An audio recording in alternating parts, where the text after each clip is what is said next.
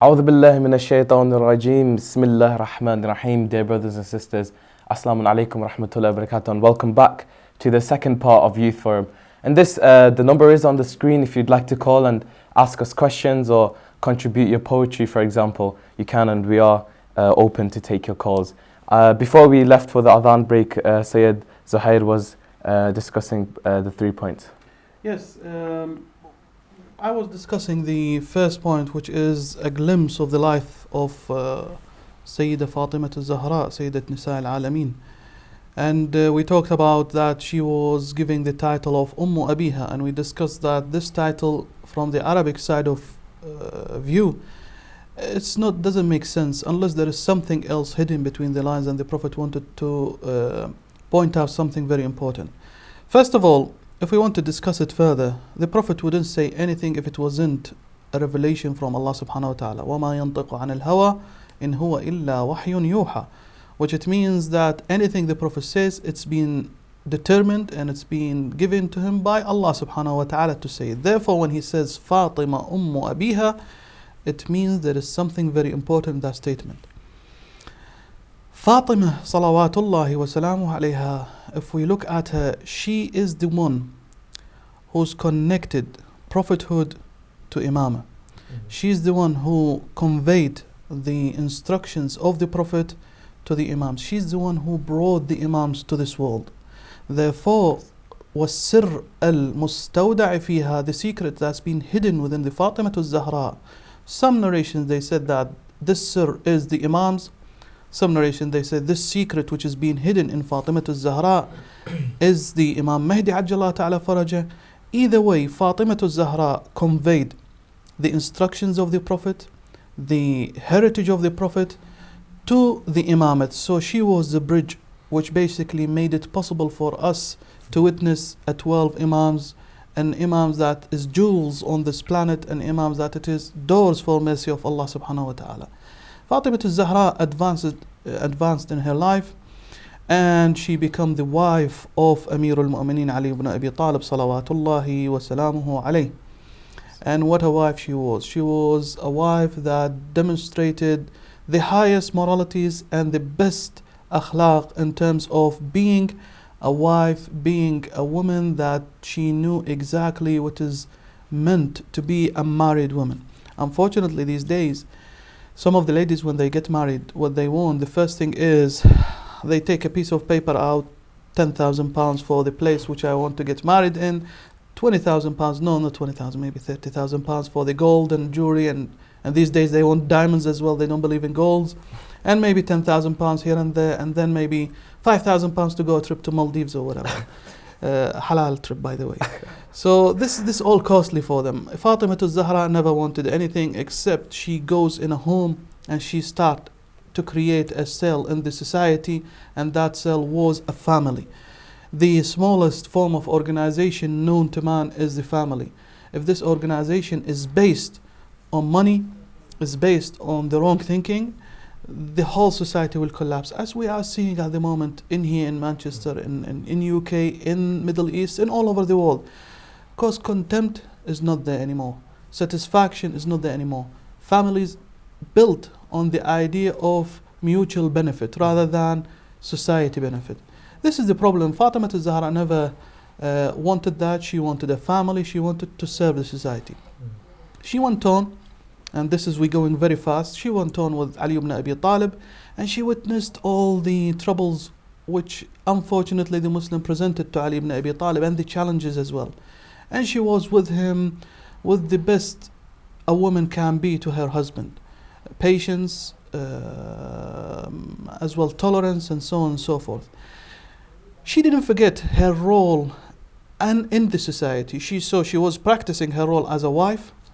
She had children, Imam Hassan, Imam Hussein, Kulthum, and Zainab Salamullah alayha, or Zainab and Kulthum Salamullah alayha, and we don't forget the Muhsin. She was the mother. She raised them in a way. There was a lecture which I've given in one of the centers. It's called Fatima al-Zahra and the Psychology of Raising Children the Proper Way. Raising the children, we can witness the correct way of raising children. Fatima al-Zahra raised her children, Hassan and Hussein, to become an imam. So this is a model example for us. As well as that, she didn't forget her role in the society. She used to hold an educational circles for the women.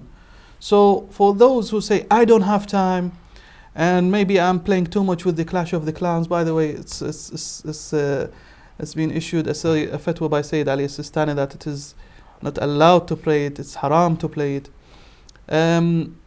Because it wastes time, because so many things actually interfere in that. But the fatwa of Ayatollah is a fatwa where it's based on evidence rather than based on emotions. When you say to yourself, I don't have time, look at the life of Fatima Zahra, 18 years of age, and she transferred the face of this planet by giving the speeches, by education, by and so on and so forth. Maybe you've got some questions you want to... Yeah, of course you're talking about Fatima Zahra, salamun alayhi. So, Brother Ja'far, you know, of course, I am a Fatimiyya specifically for the female sect, but so what, as males, how can we contribute and how can we take Fatimiyya into our hearts? I mean, building on Sayyid's point, that Fatima alayhi salam had all these pressures on her and she still outcomed a very high role. And I think we, like us youth, we have a lot of pressure, like when we go to college or that kind of thing. We have the same pressures, but we say, oh, the pressure is too much, we can't handle it, and then we do haram. So it almost comes back to role models. Yeah, you know, if you look at our pressure compared to the pressure 1400 years ago, their pressure was obviously much more. Exactly, so and they still tolerated and they still, I mean, both male and female can benefit. I mean, like Sayyid said, we have a woman who represents a mother, a wife, and a daughter, and it shows that for each role she gives a perfect example, like raising children, how to be a best wife. I remember yesterday I was at a lecture and he was saying how the mother-in-law and you know, there's always battles and that kind of thing between them, whereas Fatima Zahra showed, you know, love, and they tried to push forward this family and push forward the marriage rather than break the marriage and destroy it. So these kind of things, we learn from these kind of things, like especially some of the youth, you know, people getting married and that kind of thing. You need to learn how to push forward, how to make the marriage work, inshallah. And for other males, we can learn how to deal with people in a respectful manner, deal with women in a respectful manner, like Ali ibn Abi Talib alayhi salam did as well. So I think that's a lesson we can learn. Yeah, so you did talk about challenges as youth as well. So, Brother Joseph, can you build up on that, and like what are the challenges almost as we face as being, you know, Muslims in the contemporary society? I think the biggest challenge is not coming to the straight path, but it's more about staying on the straight path. Like you miss one Fajr one morning, and then next thing you know, you've not prayed for 2 months. So, and society is constantly trying to push us in a certain direction, and we have to be like, say, the Fatima, and we have to stay on the same straight path and take on these challenges. Because there's loads of forces, not only one force. There's college, and then there's society, and then there's the media, and then the internet. Yeah, there's parents as well. So is it the actual challenges you feel in the college as a man who is in a college? What type of challenge? Talk to us about the challenge which you're actually facing in college, because I know a lot of the youth out there that are facing the same challenges. What we want is to get some practical lessons from the life of Fatima Zahra to implement it in our life. I know there is challenges. What's the answer? What's the solution?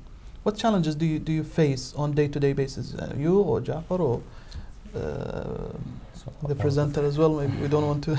I mean, like I think one of the most common challenges we face nowadays, because, you know, of course, being like a modern society and being a Western culture, is how females and males are quite mixed, and they're quite close, you know, they form bonds and everything. So that, like, it's almost as a challenge as well, because that distracts you from the real aim of life. What's wrong with it? Fatima Zahra went into the mosque and she gave a speech in front of everyone. Do we know how did she give the speech? Do we know the voice of her was loud, low? Do we know that she was covered, you know, her face was covered? Do we know these things? Or we will just say there is no problem with mixing boys and girls and everything, because Fatima Zahra went into the mosque and she gave a speech in front of the... Just like to interrupt it, we've got a caller, so inshallah. Assalamu alaikum wa rahmatullahi wa barakatuh. Wa alaikum assalam wa rahmatullahi wa barakatuh. मैं पाकिस्तान से बोल रहा हूँ, नजर Abbas Shah. Okay. Hello. जी, assalamu alaikum. Hello. Hello Hello. आवाज नहीं आ रही Hello. Hello I think the call dropped. So I think someone was trying to call from Pakistan. Inshallah, if you try call again, it will. We will take calls from all over the world, so it's not a problem. Oh, yeah, you were saying about the position of a female. First of all, we need to know when Fatima Zahra salawatullahi wa salam alayhi went to the mosque. First of all, the voice wasn't loud in a way that she can reveal who this woman was. Yeah. Number one. Number two, she was talking to people and there was a circle of women around her. So she wasn't exposed to people and she was showing her face and things like that. You see, the problem is this society which we live in here lives based on rules. The rules are the mix between the two genders. Now, for them, they don't mind. For you, you do mind. So you've got some red lines, you've got some red tape, you've got some things that you shouldn't be crossing. The thing is, I want the youth to figure out, instead of us telling them, I want you to see, would this fit with the education and life of Ahlul Bayt, or it wouldn't fit. So for example, tomorrow you're going to go to, or after tomorrow, you're going to go to the school or the college. A small room, one door, only one girl sitting, and you want to study. Would you, this is the question will be asked, would you go in, close the door and start studying? It is a library or it's a place where you can't study. So the idea is education. But do you think this is correct to do? No. Why? Because firstly, you shouldn't be alone with anyone in a room. Alone? Because of course the third person in the room is going to be shaitan. Well, that depends if she's a girl, but if it's a man, it's a different story. Yeah. So I mean, if it's a man, of course you can. I think concentrate because on, like that kind of study. thing you're saying, like a circle when you go to mosque, I don't think that can happen in our our day and age, because a lot of people are saying, you know, we live in a time 21st century, it's all advanced, we go to schools which are mixed. I mean, if I wanted to go and give a presentation in school, I'm not going to get like five guys around me and give a presentation, or of course if it's a woman, she does that.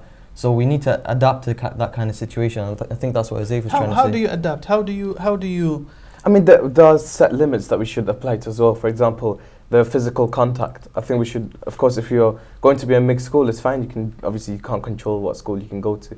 So if you go to a school which is mixed, and if you are put into a group, for example, by a teacher and it's mixed, just make sure that, you know, there's no physical contact, or there's nothing said which could be seen as being Yeah, harm. the teacher putting you there is a different story, but if you're putting yourself there, that's not. Just like to interrupt, we've got another caller. Assalamu alaikum wa rahmatullahi wa barakatuh. Wa alaikum assalam wa rahmatullahi wa barakatuh. I'm on air on program? Yeah, brother, you are on a youth forum. What would you like to contribute? Jazakallah, salamun Barakatuh. The topic is related with Fatima, salamun alayha. My Yes. question with Maulana, Yes, please. please explain the condition of love. If we say we love Fatima as a mu'mina, or we love Maula Ali as a mu'min, but we're not following their path, for example, a woman saying we love Fatima but not doing hijab, or a man saying we love Ali not reading namaz on time. So what's the condition of love? I would like to explain by Maulana. Okay. And second request is for you, brother, and your team. When Maulana, in the middle of the explanation, important point, please don't take call because it affects for explanation. Jazakallah. Okay, brother. Thank you for your kind request and your question as well, which will be answered shortly by Inshallah. Sayyid. First of all, we didn't know the good name of the gentleman who called, unfortunately.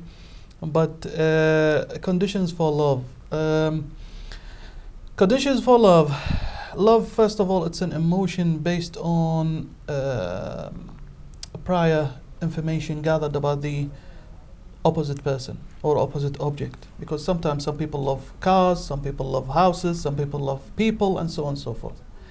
The love for Ahlul Bayt, salawatullahi wa salamu alayhi, we've been ordered by the Prophet sallallahu alayhi wa sallam through Allah subhanahu wa ta'ala to love Ahlul Bayt. قُلْ لَا أَسْأَلُكُمْ عَلَيْهِ أَجْرٍ إِلَّا الْمَوَدَّةَ فِي الْقُرْبَى. Mawadda, it means the love. People came to the Prophet, "Oh Prophet of Allah, you've served us, you've gave us so many things and everything, and we want to give you a present, we want to give you something. What can we give you?" Allah subhanahu wa ta'ala sent this verse in the Quran. He said, "I don't want anything of you except the love of Ahlul Bayt."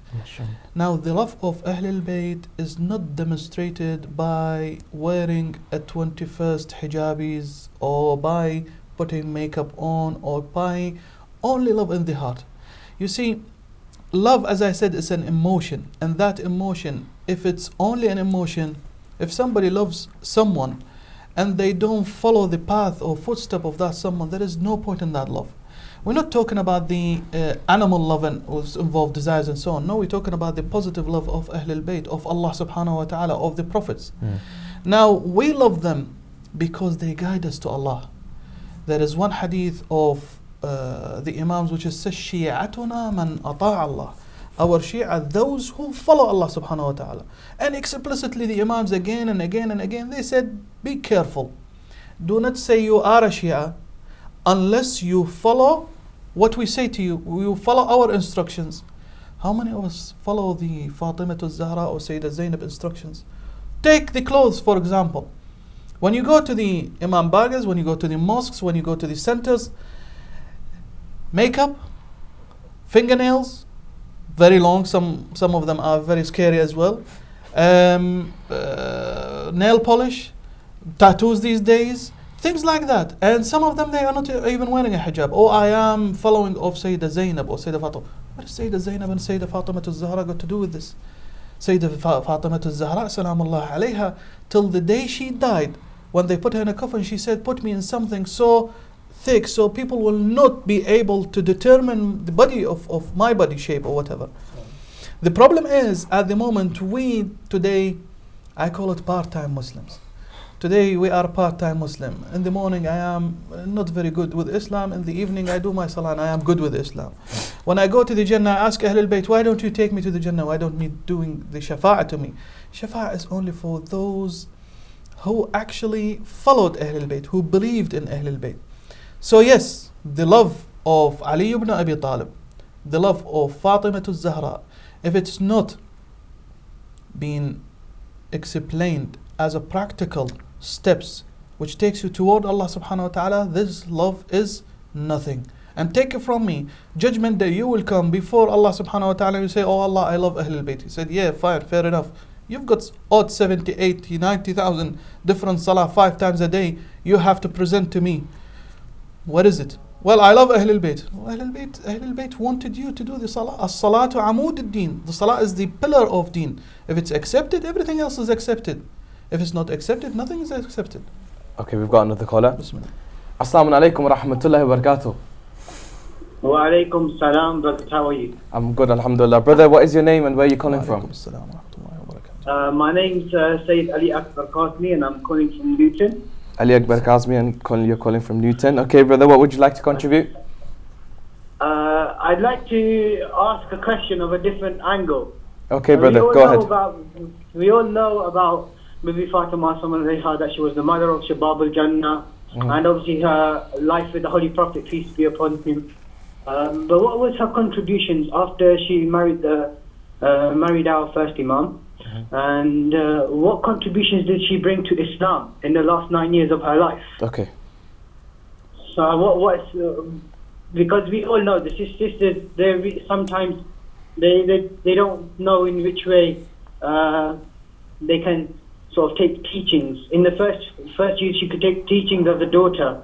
In terms of wife and mother, I would like for you guys to elaborate as to what teachings they can take and what modesty she brought to Islam. Okay. Inshallah. Okay, thank you, brother. Thank you for calling and for your question. It will be answered shortly, inshallah. Just to repeat the question, Brother Ali Akbar, he said, so of course, after marrying Imam Ali alayhi salam, what was her contribution towards Islam? And specifically in the last 9 years of her life, what was her contribution? And what can the sisters take heed from?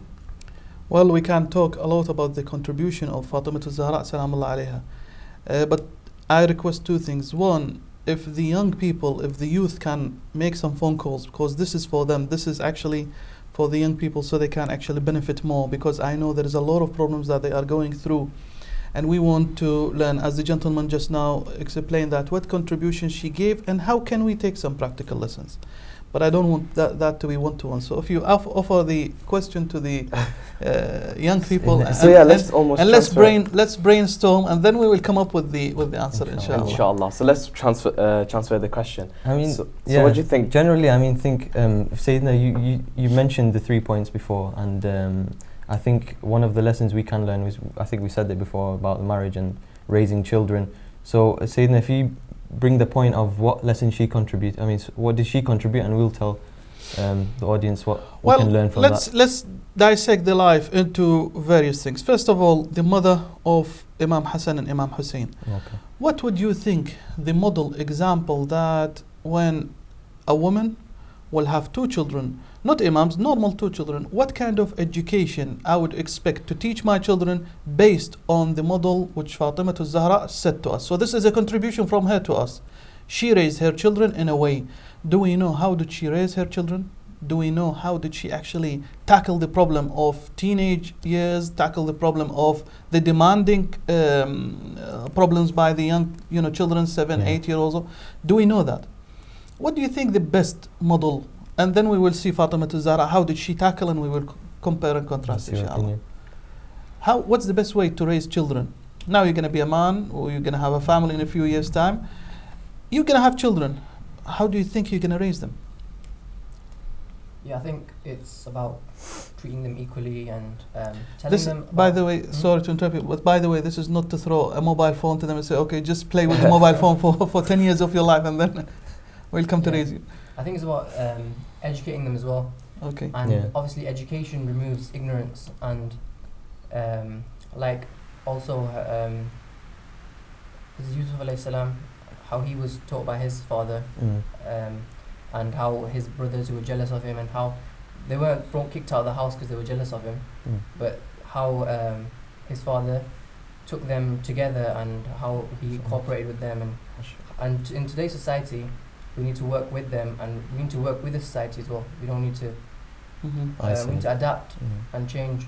So what you're trying to say is almost just set an example as well. Yeah. Because I mean, if you're a good father, your son is gonna start look up to you, and then try to copy whatever you do. So of course, if you're going to do a lot of things which are haram, you're most likely your son is going to also copy it as well, because it's even, I mean, in medical social terms, learning theory. Yeah. Medical terms, if a father or mother are smokers, then there's more likely that the child is going to be a smoker. So I mean, little things like that. I mean, set an example. For example, if you wake up for Fajr and you wake up your children for Fajr, I mean, they may be annoyed, but there'll be a time where they'll grow up and then they'll start waking up their children as well, because their father woke them up. Yeah. So it's almost setting up an example. them with compliments and stuff when they're doing the right thing, and then not blame them when they're doing the wrong thing, but show them the other person and say he's doing the right thing, and compliment him so they follow that behavior.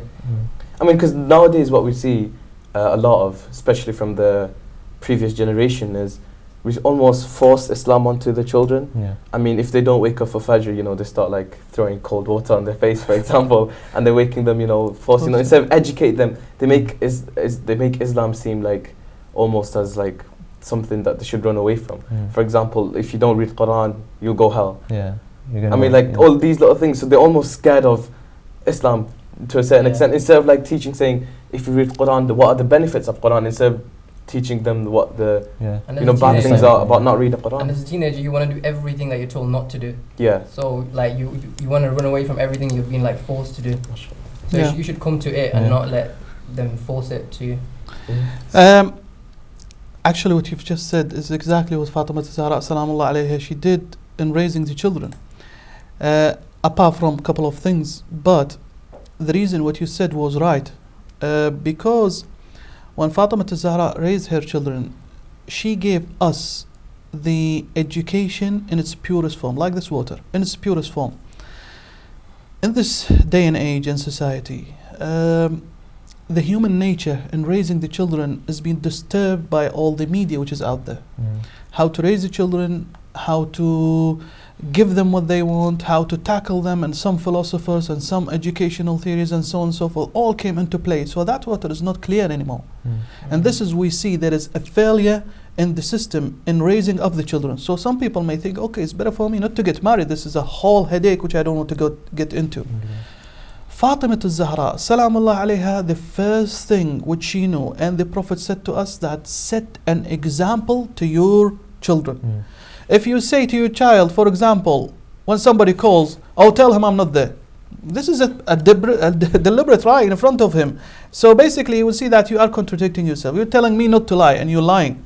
You're telling me not to drink and you're drinking. You're telling me wake up for the morning namaz and you're not waking up for the morning namaz. Why this should apply to me and not apply to you? Children are very clever. Children will be able to see what is happening. So if you're not going to set an example to them, they will not basically understand religion the proper way, because you're not setting a good example. Now Fatima al-Zahra set a good example.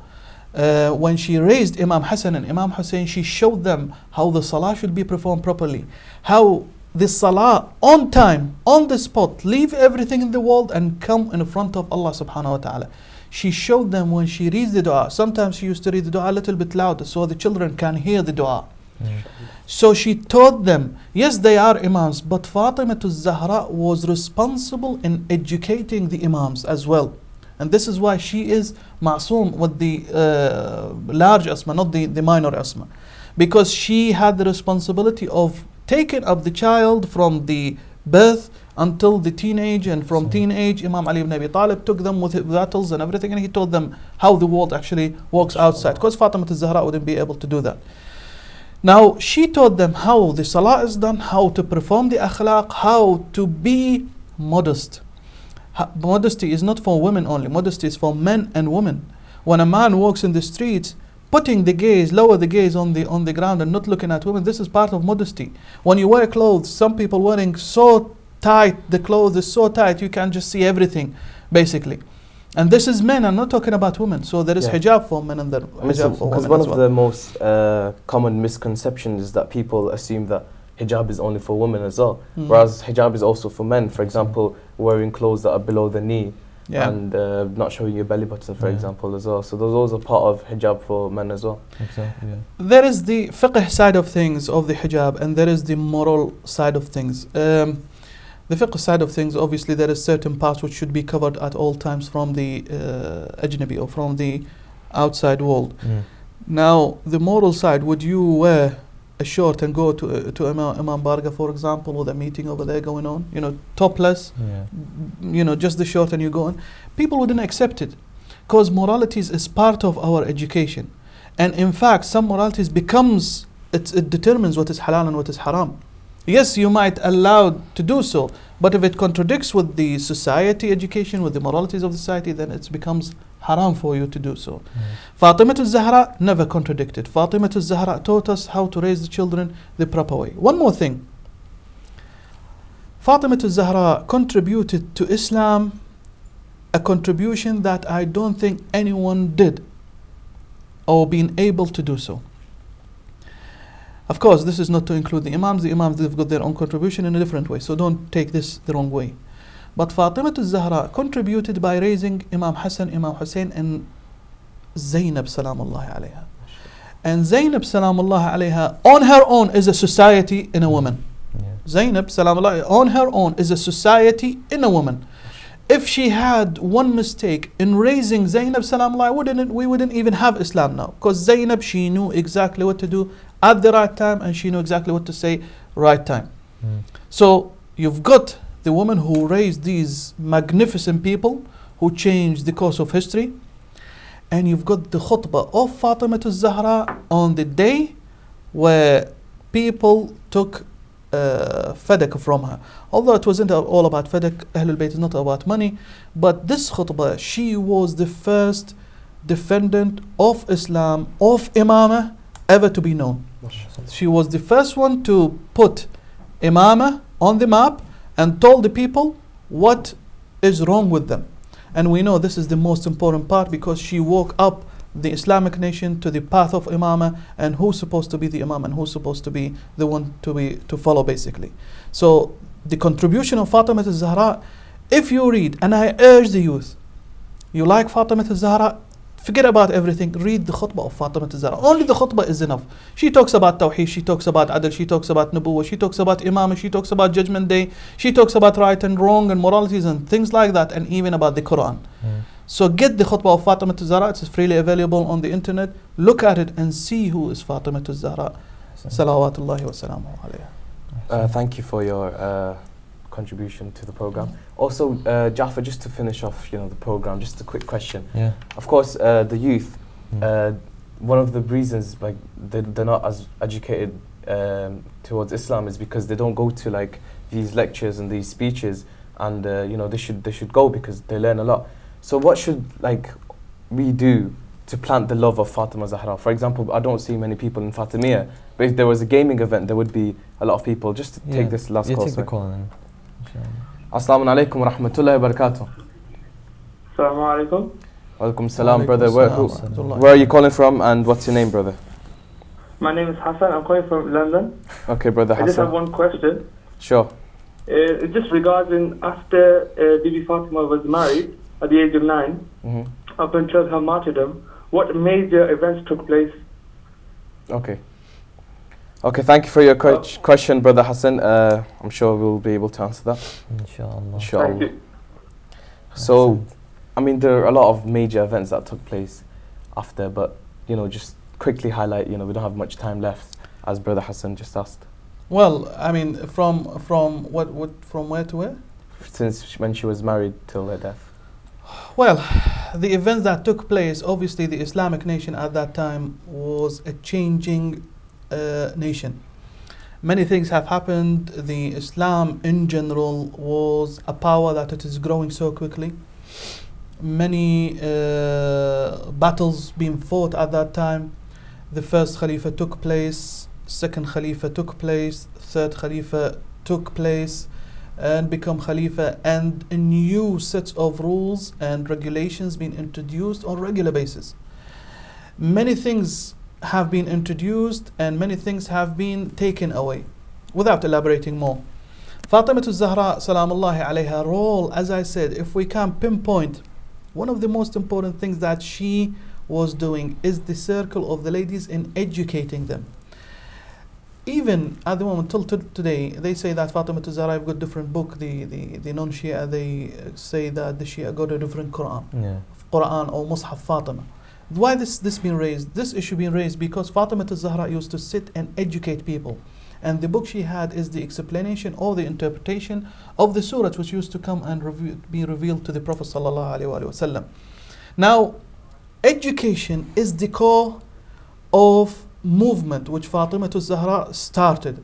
Unfortunately, a lot of people, they were educating themselves for the sake of education without practice, and she wanted to push people to practice further what they've been educated. And this is, we see it clearly when she went and gave the khutbah, when the first Khalifa actually took control, and as well she left the idea in the minds of the people. When the first Khalifa took control or power, second Khalifa took control or power, third Khalifa, the question will be raised, what is the role of Ali ibn Abi Talib? Why he is not the first one to take the role or the Khilafah? And this was the most important, I think, or the highlighted. We've got only 18 years of age. Fatima al-Zahra didn't spend a lot of time on with us.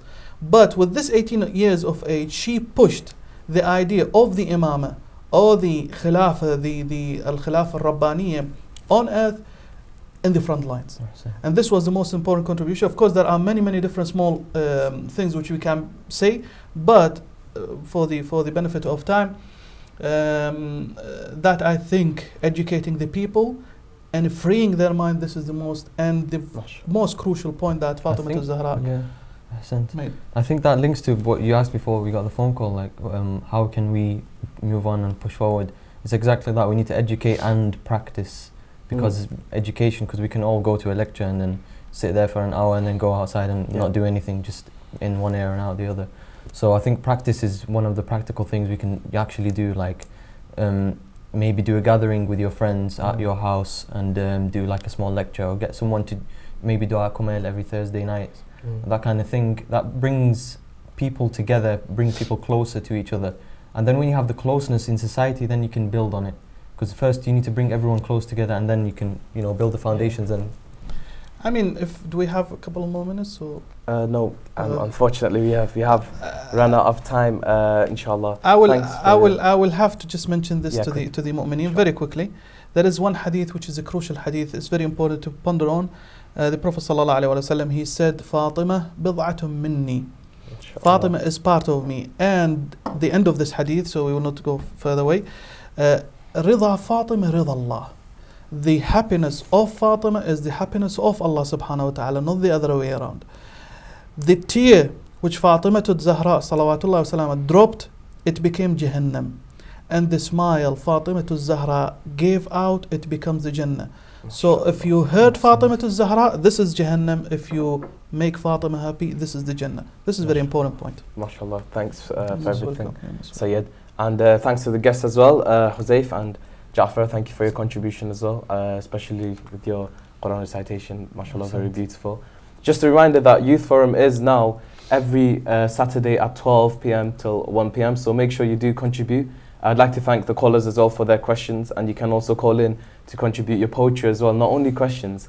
So if you want to discuss as well with us, you can also do that. So inshallah, every Saturday at 12 p.m. Thank you very much for watching. Thanks to the guests for contributing to the show. Assalamu alaikum wa rahmatullahi wa barakatuh.